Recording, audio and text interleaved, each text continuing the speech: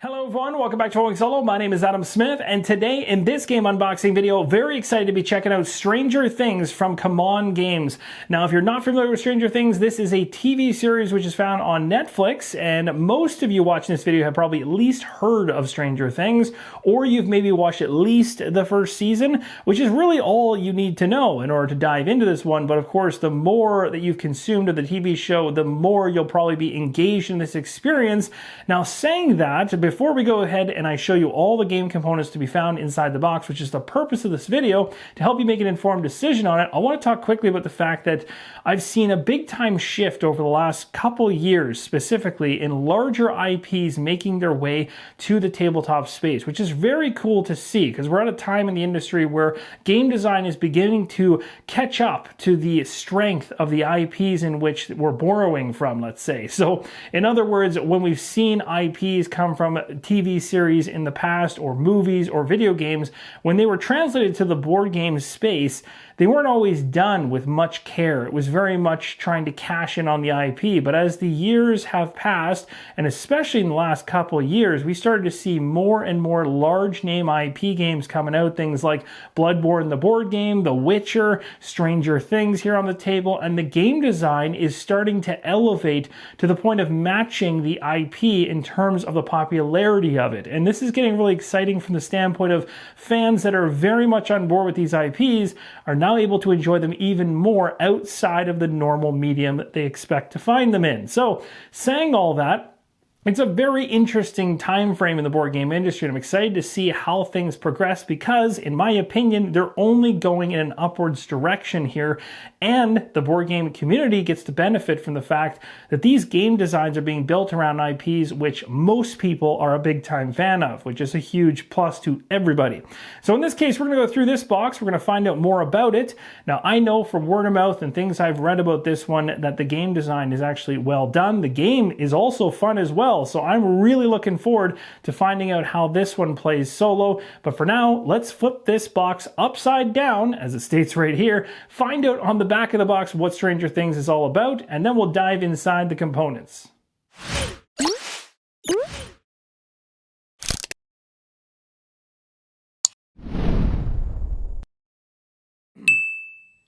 November 6, 1983, Hawkins, Indiana. Young Will Byers disappears one evening while riding his bike back home from a long RPG session. This frightening event becomes the first of many to befall this small Midwestern town. You can see right here on the right, if you're familiar, as I mentioned, especially with the first season, but also the second season, that's what this board game is going to present itself in on both sides of the game board, which you'll see once we dive inside the box here. One side is season 1, the other side is season 2 in terms of the locations. When you crack open the box, the very first thing you're going to run into is the rulebook, which I'm going to go through. I'll show you a number of pages in here to give you a good idea as to how it's laid out and exactly how many pages you'll have to consume in order to get playing. Opening up the rulebook, you're going to find chapters laid out here. We have introduction, overview, credits, components, basic concepts, season 1 setup, season 2 setup, how to play, winning or losing, actions, and summary. That will take us from the beginning of this rulebook to the very end. There's 16 pages in total, and you start to see the components that are inside the box, but we'll be showing you them up close very soon. As we start to move through the rulebook, here's a general idea as to how the formatting looks and feels. You're going to see different illustrations with everything labeled out to give you good ideas to what you're looking at here. This specifically talking about the game board. We have characters and character dashboards on the right-hand side with scene cards as well. As you move through the rulebook, one nice illustrative touch here we have in the header and footer of the rulebook. You'll see regular situation going on up top on Earth, and of course the upside down on the bottom here, which is pretty cool. You've got level tokens, stacks, talks about foes, item cards, ally cards, and 11's powers. This is a great example of the setup for each of the seasons. If you're playing season number 1, you'll be following 1 through 11, season 2, 1 through 9. Now, something that's always nice to see when you open up a rulebook, especially one that's 16 pages, is when you see the how to play section starting on page 10. This is going to let you know you're not going to need to consume many pages in order to get to the fun and the gameplay of the game, which is the whole purpose why you're playing in the first place. It's nice to see something very streamlined and you can get right into it. So it starts off with the player turn here, which is 4 steps. You have move, perform action, refill your hand, and reveal scenes. This is broken up across these 2 pages here. You have win and loss conditions, so the game is a cooperative game, as it states. Players either win or lose as a group, and as soon as the players complete the following goals, the game ends immediately in a victory. You can see the Season 1 and 2 goal are here. Both of them require you saving will, but Season 2 has a little bit extra as you have to close the gate and do some additional things as well. And then it gets into the actions. So again, because this one is following Season 1 and Season 2, I highly recommend, if you haven't checked it out on Netflix, if you can find a way to consume at least Season 1 before you start the game, definitely do so, because I really think it'll put you in the mood to get this one to the table and play through it, as the thematic tie-ins here are going to be, well, very strong. So as you continue on through here, you've got talk about getting items, gathering info, you have contested actions that can happen, you can recruit allies, you can rescue Will, which is obviously one of the major objectives, you can help 11, you can investigate the lab. Of course, you can also fight. I don't think there's any surprises there. Removing of vines, closing the gate. And then the rulebook wraps up with a summary at the back, which is always handy to have. You have the player turns all listed out so you can quickly reference them, the types of actions you can deal with, whether they're uncontested or contested, and then again, the winning or losing conditions. All right, so back inside the box we go. We got some Punchboards to take a look at. We're going to pull these out. I'll show you them up close, and then we're going to take a look at the game board.